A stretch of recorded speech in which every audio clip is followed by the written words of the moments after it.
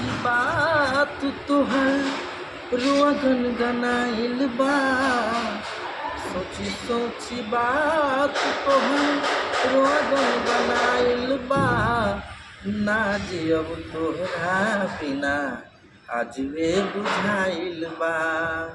ना जियब तोहरा बिना आजवे बुझाइल बा।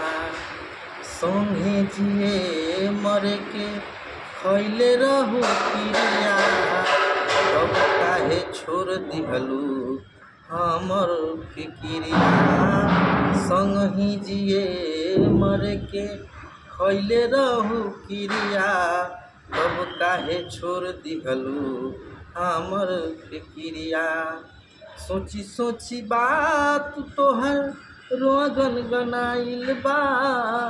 सोची बात तोहर रोआ गनगनाइल बा।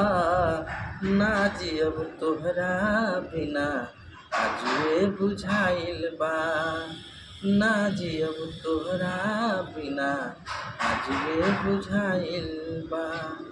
ना जियब तोहरा बिना आजवे बुझाइल बा।